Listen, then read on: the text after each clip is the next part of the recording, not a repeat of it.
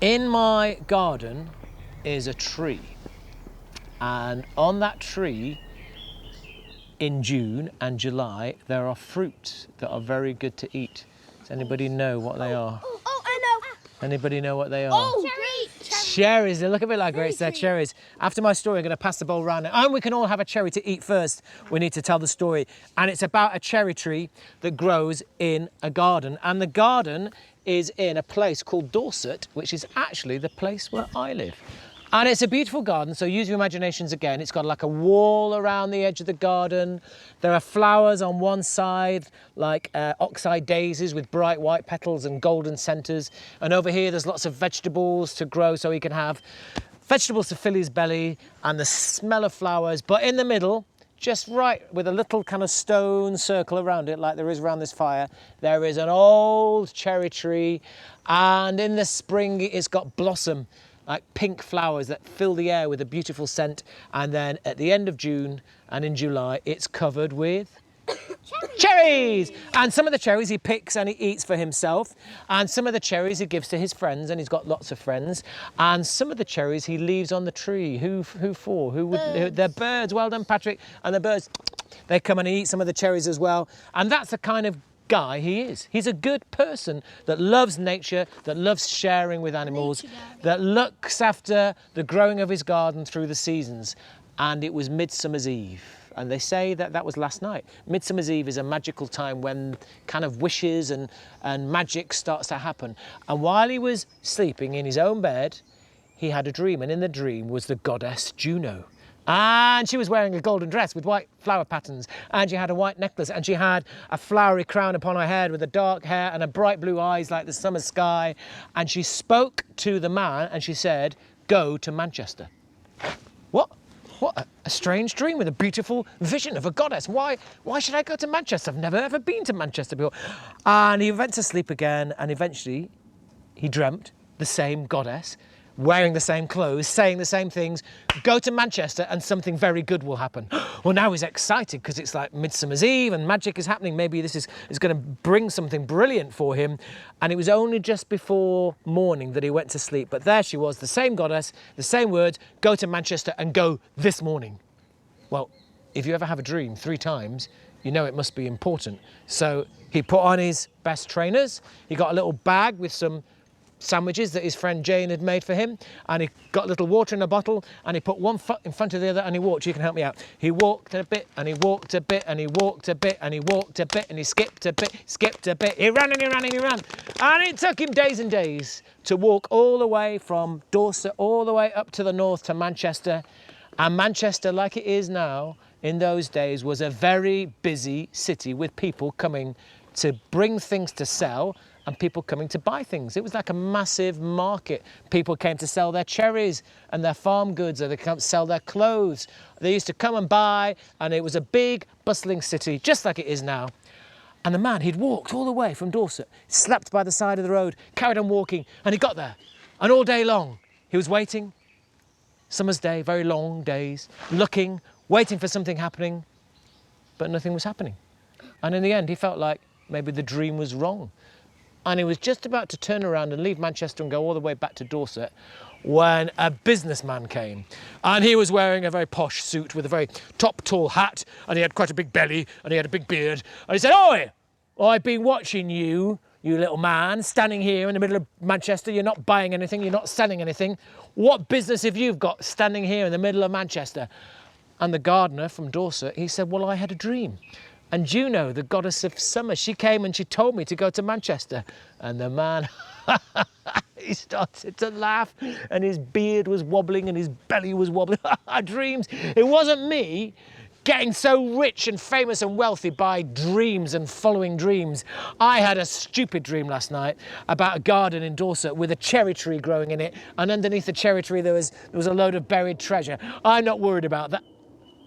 And then he thought, cherry tree, Dorset, garden. And he turned around and he left Manchester, and he walked a bit and he walked a bit and he walked a bit and he ran and ran and ran and ran and ran. He got back home and he got a little spade out of his shed, and very gently he dug underneath the roots of his own cherry tree. And sure enough, there was a box, and the box was very old and it had like gold or brass bands of metal to keep it tight, but the lock was all rusted away because it was made of iron. And he opened up the box. Why don't you open up your imaginations? He opened up the box and he looked inside. What do you think he saw inside that treasure chest? Cherry. What were they made of? Gold. He saw gold cherries. Like these cherries, but made of pure gold.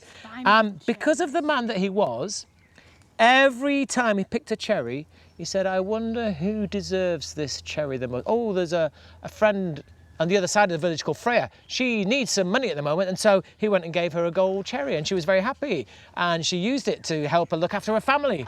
And every time anybody in the village, oh, my friend Frederick needs some gold so he can go to university. So there was a gold coin, and every time somebody needed, and then it was quite hard work spreading the cherries everywhere. So who could he get to help? Oh, I know. Who? God. Which god? Goddess. Goddess. Which goddess? Jesus. Jesus came. Jesus or Juno or any other god or goddess. Or the birds. Zeus. Or what about Zeus or Jesus or Juno sent a bird down and the bird would come, pick up the golden cherry. Delivery birds, deliveruby birds. And they would take the cherry to the person that needs the most. And so he got to be very happy, but he also spread his happiness to everybody else. And that is the end of that. Try this one. Pull my beard, the stories disappear.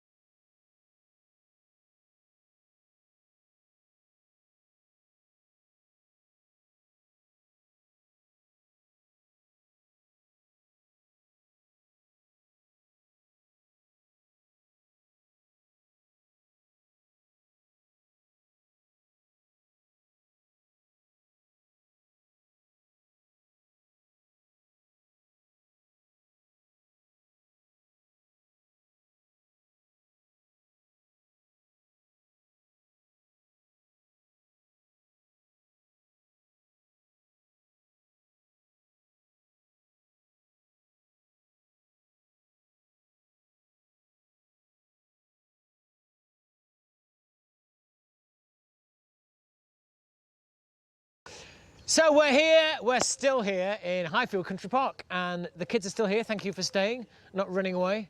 And we've still got a fire, and I've still got one more story to tell. And I liked the idea of a goddess that's come into our storytelling, not by me, but by your idea. So I'm going to tell a story with a goddess in it. Now, what month are we in now? What is the name of this month? June. Yes, yeah, you're right, June.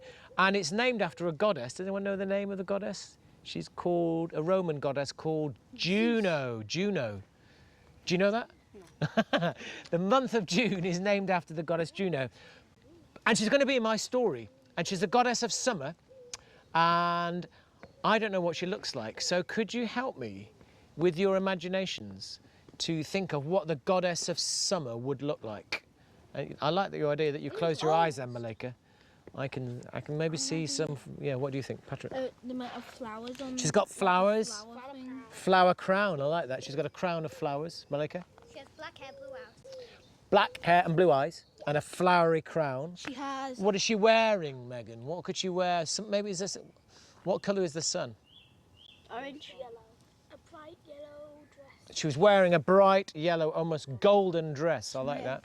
Any more ideas? Shannon, you're good at this, imagining. On a dress, she has Yeah. like white patterns. She has like flowers. She has white flower patterns on her golden dress. Are we finished? She might have Anyone leaf else? patterns. Well, you guys are so good with your imaginations. I'm just going to get Moy to say one thing, and then we'll get started with the story. It's probably wearing a white necklace. That's a lovely idea. So she's got a white, bright necklace. She's Flower got necklace. hair with a flower crown. She's got a golden dress with white flower. I can't remember anymore, so I'm going to stop. In my garden,